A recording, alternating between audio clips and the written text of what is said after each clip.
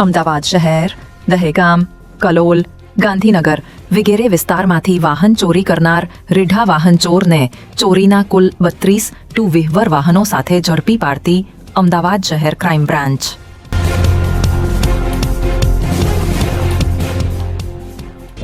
છેલ્લા 6 માસમાં જે પ્રકારના જે ગુનાઓ બનેલા છે અમદાવાદ શહેરમાં, એમાં ખાસ કરીને ટુ વ્હીલર જે વાહનો જે છે એની ચોરીના જે બનાવ બનેલા છે એની સંખ્યા વધતા ઉચ્ચ અધિકારીની સૂચના મુજબ જે અવાણુકાયેલ ગુનાઓ જે છે એ શોધી કાઢવા માટે ક્રાઇમ બ્રાન્ચની એક ટીમને કામે લગાડેલી હતી. તે પૈકી અમદાવાદ શહેરમાં જે ઇન્સ્ટોલ કરેલા સીસીટીવી ફૂટેજ છે, એનપીઆર કેમેરા છે, આ તમામની લાંબા સમયથી એક એક્સરસાઇઝ ચાલી રહેલી હતી અને આ સમય દરમિયાન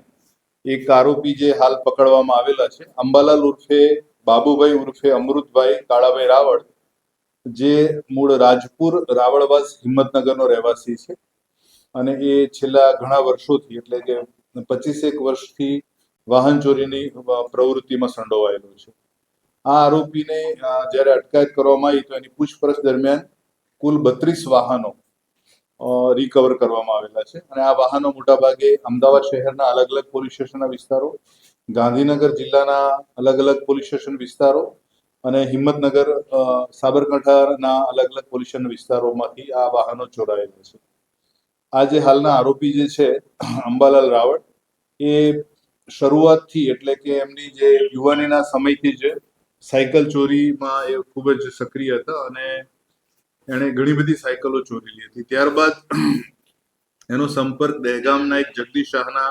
સંપર્કમાં આવ્યો અને જે જગદીશ શાહ છે ભંગારનું કામ કરતા હતા અને એમના સંપર્કમાં આવ્યા બાદ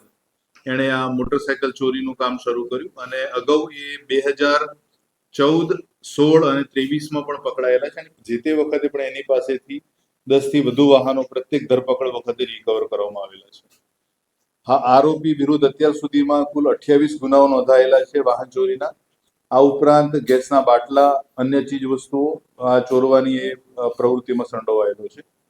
આનો ચોરી કરવાનો જે સમય જે છે સવારના 6 થી 10નો છે અને આ ગાળામાં એ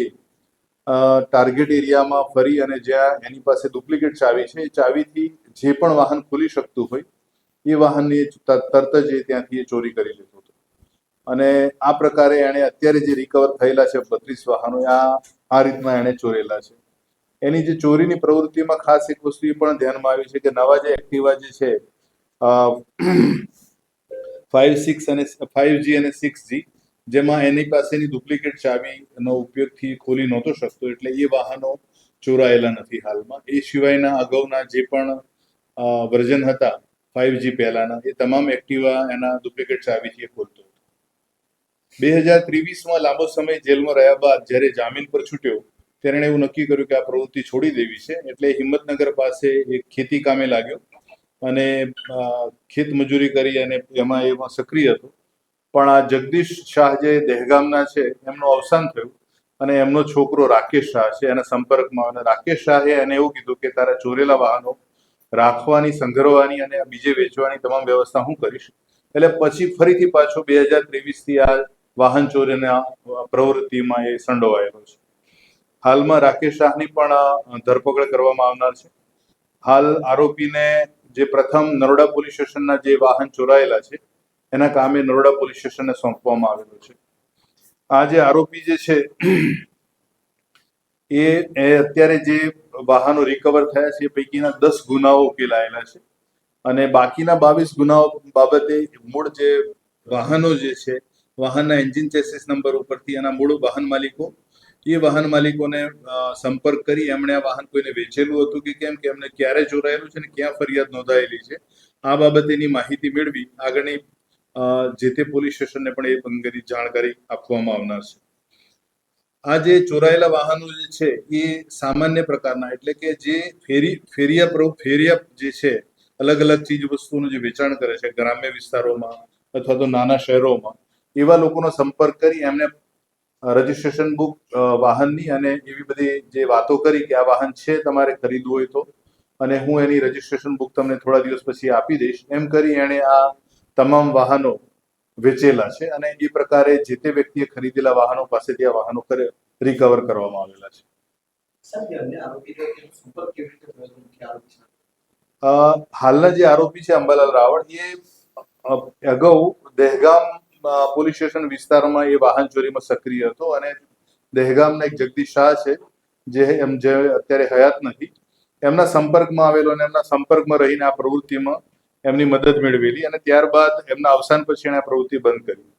બંધ કર્યા પછી એના ઉપર જેટલી પણ ધરપકડ થઈ, એકવાર એની પાસા અટકાઈ તે દળે વડોદરા જેલમાં પણ રહેલો છે, પણ એ સતત આ પ્રવૃત્તિમાં સક્રિય જ રહેલો છે વાહન ચોરીના. ત્યારબાદ જગદીશ શાહના જે પુત્ર છે રાકેશ શાહે જ્યારે એના ફાધરનો વ્યવસાય સંભાળ્યો અને આ ફરીથી અંબાલાલ રાવળના સંપર્કમાં આવ્યો અને અંબાલાલ રાવળને એવું જણાવ્યું કે તું પાછો વાહન ચોરીની પ્રવૃત્તિ શરૂ કરે તો બાકીની જે લોજિસ્ટિક સપોર્ટ છે હું પૂરો પાડીશ. એટલે બંનેની મતલબ એકબીજાની મદદગારીમાં આ પ્રકારની પ્રવૃત્તિ કરેલી છે એમણે. કોઈ ચોરીના vehicle વેચાયા હોય એવું જે જોયું આજે recover થયા? આ જે વ્હીકલ જે રિકવર થયા છે 10 વ્હીકલ એ એના ગુના નોંધાયેલા છે અને એ વ્હીકલ પણ રિકવર થયા છે એ એવા જ લોકો પાસેથી રિકવર થયા છે કે જે લોકો પાસે ટુ વ્હીલર નહોતા, એમને જરૂર હતી, એમની આર્થિક પરિસ્થિતિ પણ એટલી સારી નહોતી કે એ નવું વાહન ખરીદી શકે, આવા ટાર્ગેટેડ લોકોને એણે આ વાહન વેચેલા અને એવું ખાતરી આપેલી કે એ આ વાહનની રજીસ્ટ્રેશન બુક અને બાકીના જે જરૂરી ડોક્યુમેન્ટ્સ છે એમને પૂરા પાડશે. કેટલામાં વેચતા હતા વિસ્તારોમાં particular? ખાસ કરીને ગ્રામ્ય વિસ્તારોમાં જે ફેરિયા ફરતા હોય છે નાની મોટી જીવન જરૂરિયાતની ચીજ વસ્તુઓ વેચવા માટે, એ લોકોને 10 થી 12,000 થી લઈને ઘણી વખત કન્ડિશન સારી હોય તો 15,000 સુધીની કિંમતમાં એના વાહનો વેચેલા છે.